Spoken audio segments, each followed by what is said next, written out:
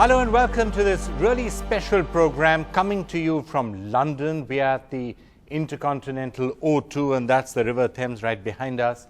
And we are here to really try and take stock of some major landmark developments that hopefully will continue to happen in Indo-British relations, specifically with Brexit, with the changes that have happened.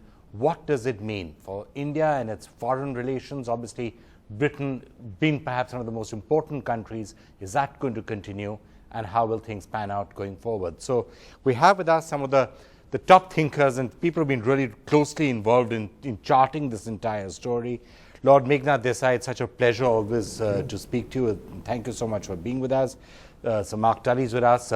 It's actually very interesting to be talking to you here in London. Surinder Arora is the founder and chairman of the Arora Group. It's I think most of the hotels in Heathrow, if not all of them, actually owned by you. That's one Indian connection that people don't know about. And Gatwick and Stansted, from what I hear. And Pratik Dattani, the president of FICCI here in the United Kingdom. Thank you so much for joining us. It's been an interesting year, specifically from the point of Indo-British relations and the impact of the Brexit on that. What do you think? Well, in a sense, UK is going to be preoccupied with Brexit for the next 5 years. And when it emerges on the other side, it will need India more than it needs India now. It will need really prospering countries with which it can trade, can get into a free trade treaty, and India would be on the top of its list along with China. So Mark, why don't I just get your take on 2016 itself? I mean, as a journalist, is it one of those years that really makes you scratch your head and saying, where did this come from? Where did all of this come from suddenly? Yes, well, it's been a very strange year indeed. And I would agree with the general assumption, basically, which is that this is the year when people who think they didn't have a voice have revolted and said, we demand a voice. It's been a year when, here in Britain, people are talking about the liberal elite are paying the price for gross inequality in the country. And it's not just happening in Britain. Even in India, I think you can in some ways compare what happened to Modi back in 14 with this as well, because that was in a way a revolt against all the established politicians. And of course, in Europe, we're going to get probably a similar type of government in Austria. We've got France, we've got a right-wing party very powerful in France. So it is this voice of those who think, whether justifiably or not, that they have not been heard.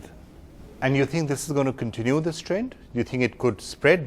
Well, I think that depends tremendously on how people like Trump perform. It depends tremendously on what happens in Brexit. If people's expectations are achieved, then this type of right-wing politics could last for some time. I guess they won't be achieved, and I think, in a way, again, there's a parallel here with Modi and India. What is going to happen in the next election if people start saying, well, Acche din nahi, and what's going to happen in Britain if people say Brexit has been a big setback? What's going to happen in America if people say Trump is irresponsible and is leading us to some form of disaster? You as an entrepreneur, as a business person, when you look back at this year, are you slightly nervous in any way at all that's happened, how it's going to impact business, or business will continue irrespective? I think business will continue regardless of what happens. The only thing is we've got a lot of uncertainty and volatility in the markets that's going to continue for a long time. When the UK decided to go into the euro, when in the Churchill and Wilson days, the thought at that time and what we've kind of ended up with was two different things. It was just gone too far that you can't do a thing in the country without getting permission from Brussels or from the authorities. So I was saying personally, from my own children, grandchildren point of view, in the long term, I don't want to be in that kind of Europe. But I voted to stay in at the last minute, and the reason why I voted to stay in, because since 2008, the whole world, the economy, has been such a turmoil that now probably wasn't the right time. But now we've decided, I think the best thing is to move on. Instead of looking in the background, look at the future and look at the bright times ahead. Put on your scholar's hat and interpret 2016 for us. There was general disappointment in 2014 in India with the liberal alternative.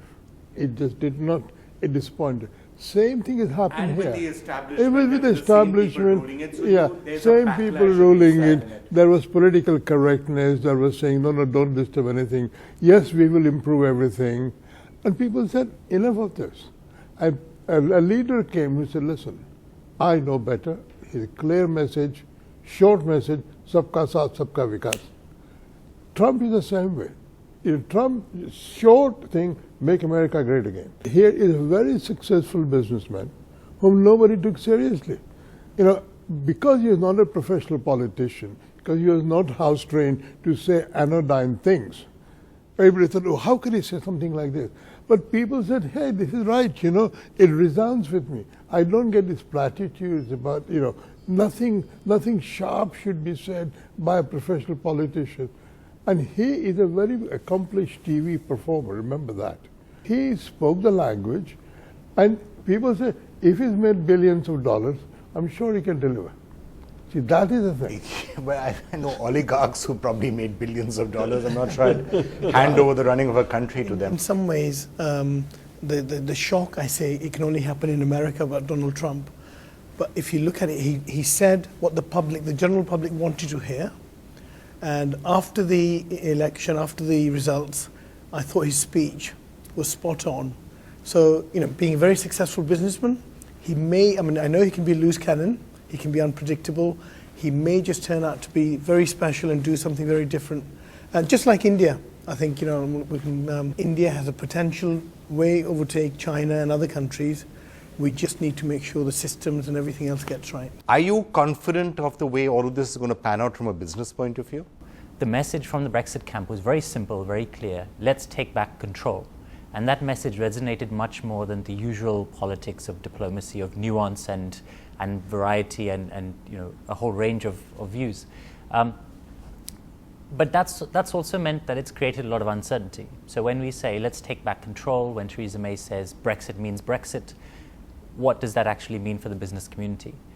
There are some underlying factors that will not change between India and the UK. There are 1.5 million Indians here. That will only increase in time, whether it's student numbers, whether it's IT migrants, whether it's anybody else.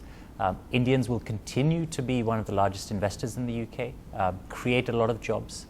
And the UK will continue to be a large investor in India. But do you ever worry about the possibility that if anti-immigrant sentiment continues to be fanned, if a certain sense of xenophobia comes in, that has its own unpredictable consequences? It does, but I think if you look at the elections, whether in America or in Europe, and the Brexit vote, a lot of it was actually concentrated on immigration. And I always say in life, having too little of something, if you have too little food, you're going to be starving, and if you have too much, you're going to be sick. It's having the right balance in life. I just think somehow where Germany, like the Chancellor in Germany, and I think others will probably pay the price for the open borders. And I'm always saying we should be doing things in a humane way rather than inhumane way, but it's just getting the right balance. So just to be clear on that, there's no expectation, at least in your mind, that there will be any discrimination against Indian business or Indian investors or Indian workers coming in, and when I came to this country, Vikram, back in '72, in those days I used to work for British Airways as a junior clerk, and I wanted to climb the ladder, and I always used to say, I have to work twice as hard as someone else to get promotion, to get to the next level. I think the best thing in the UK, if you work hard, you have dreams, you've got a chance of realizing those dreams. But that is going to continue. I believe so, yeah. So that sort of a story is not going to stop, is No. it? I think xenophobia is one of the forces which has been operative. Before Brexit, I spoke to some members of the Indian community in London here, and they said to me they thought that this would be a good thing because they thought that the Europeans would be kept out and therefore more Indians would be allowed in. Well, I don't think that's going to happen, frankly. And I think there is a danger of xenophobia, sadly. Don't forget, we just had a visit by the British Prime Minister, and one of the things they agreed on virtually nothing really except this trade deal, and one of the things they did not agree on was immigration. Is there a chance that in this post-Brexit world, you are going to see as somewhat Little England sort of a mentality? In the Brexit thing, the immigrants who were being opposed were European immigrants, and especially unskilled or semi-skilled people coming from Romania, Bulgaria, wherever it is. And that is what depresses wages in the lower paid people, and that's for resentment.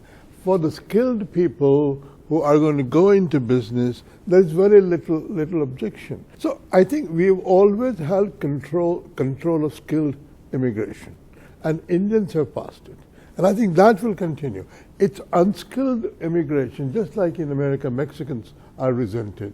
Here, it's unskilled immigration. So would you agree with that? Yeah, exactly. I think there's been two real misunderstandings about the immigration figures. One is just the figures that came out a few days ago said there's a net 335,000 people coming into the country in the last year. 7 or 8 years ago, this was about 290,000. So actually, it's not that much of an increase since then. It's only that in 2011 and 12, the figures dipped. So what we talk about now is very much comparing it to the very low figures back then. The government has also said it wants immigration to be down in the tens of thousands. If it's 335,000, approximately half are from Eastern Europe, of which 43% have job offers when they come here. The rest are some of these unskilled workers. And the other half are from other parts of the world, predominantly India, Chinese students, and elsewhere.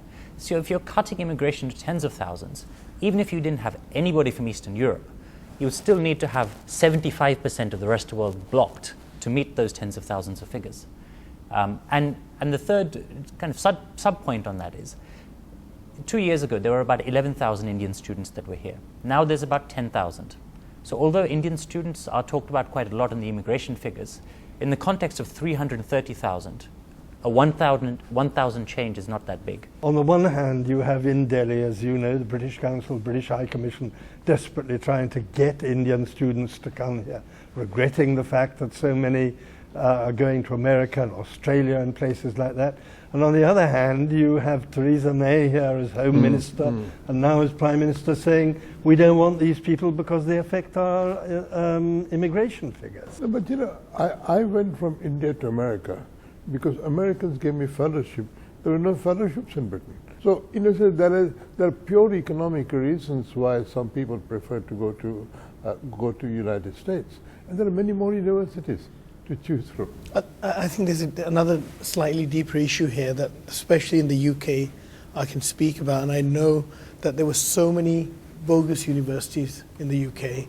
You always get a bad apple somewhere in every country, every community that actually make it worse for the others.